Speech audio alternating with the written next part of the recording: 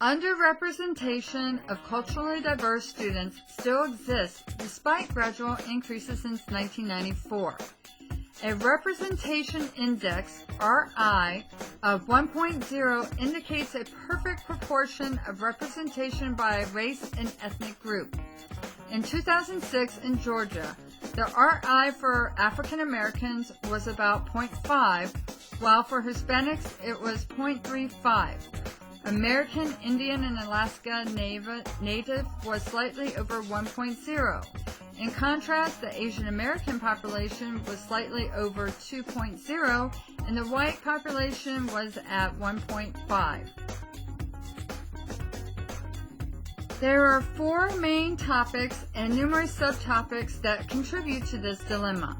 The topics I intend to discuss are the problem of identification of culturally diverse students for gifted programs, the need for multiple criteria and varying definitions of giftedness, retention in gifted programs of the culturally diverse student, the need for social acceptance by one's non-gifted peers, and the need for culturally responsive classrooms. Coined by Peterson as pivotal players, teachers participate in the identification process in more than 90% of states. In 2005, 45% of students identified as culturally different, yet students were 83% white and 75% female. There is evidence that ethnicity may affect teacher referrals. One test, called MANOVA, showed that given the same portfolio, teachers were more likely to select unlabeled students than one identified as African American for a gifted program. Ford, Harris, Timon, and Trotman defined deficient thinking as the failure to acknowledge, understand, and affirm cultural differences. It focuses on the shortcomings to the exclusion of one's strengths. Story, Hofstede, and Hall propose a model of cultural competence of being aware of and sensitive to cultural differences and creating a culturally responsive classroom. Story continues by stating that teachers should become culturally sensitive in general, but competent in at least one other culture by requiring multicultural studies, thereby increasing teacher sensitivity. Referrals for screening and placement would increase. Donna Ford stated, to eliminate all types of microaggressions in gifted education, teachers require systematic and comprehensive multicultural coursework and professional development. Multiple and varied criteria is necessary to identify culturally different students. Nonverbal test measures general ability and is less influenced by opportunity, language, and achievement.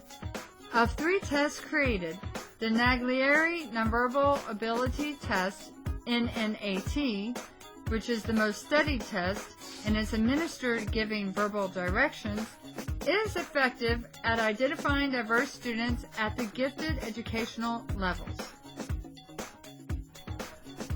Once identified, the challenge of retaining gifted diverse students arises. Gifted African Americans experience peer rejection and face little interaction with peers of their own race once placed in a gifted program. 8 out of 12 African American students in a study of 5 males and 7 females from Midwestern and Southeastern states, 1 in 7th grade, 1 in 9th grade, and the rest in 8th grade, states that they had been accused of acting white by non-gifted peers, which they defined white as caring about school, being in advanced honors courses, and being intelligent. 9 of the 12 stated that they wanted to be considered normal. Some cope with their giftedness by denying their giftedness, and some disengage academically to be socially accepted. Plucker and Levy stated that life of the gifted and talented in the U.S. is beset with emotional problems such as depression and feelings of isolation. Aboob and Steger stated that race seems to amplify such feelings of apprehension and fear of being ridiculed by non-accepting peers. Ford stresses the need of culturally diverse students to be safe to be themselves and safe to be different both physically and psychologically. Asian Americans experience fear of failure and chronic anxiety about making mistakes or self-doubt.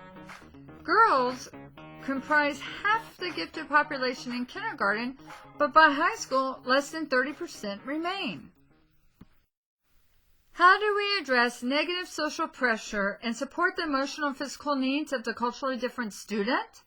According to Ford and Harris, one way is by creating a culturally responsive classroom, which consists of relationships, a multicultural curriculum, and culturally compatible teaching, making it okay to be different. Teachers proactively understand, respect, and meet the needs of students who come from backgrounds different than their own. A culturally responsive classroom consists of a culturally responsive curriculum, instruction, and assessment. Key components of instruction are legitimacy of cultural heritage, knowing and respecting one's own cultural heritage, incorporating multicultural information, materials, and resources. Teachers can help retain students by improving their personal relationships with the students, improving student-student relationships through extracurricular activities, and continually reinforcing the benefits of gifted education. The 12 African American students in the study all mentioned a challenging curriculum as a major benefit to the gifted program. Parents should advocate for their child, be actively involved with recruitment, and promote academic engagement. In review, extensive multicultural education through teacher preparation and professional development is a must. A teacher should be competent in at least one culture. Creating culturally responsive classrooms is a must. Using multiple, varied, and culturally flexible criteria for identification is a must. Programs such as extracurricular activities to address the social needs of gifted students and to retain gifted diverse students is a must.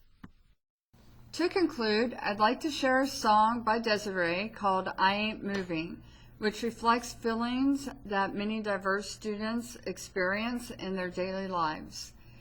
It goes, time's much too short to be living somebody else's life. I walk with dignity, I step with pride, 'cause I ain't moving from my face, from my race, from my history. I ain't moving from my love. My peaceful dove means too much to me, and loving self can be so hard. Honesty can be demanding. Learn to love yourself. It's a great, great feeling.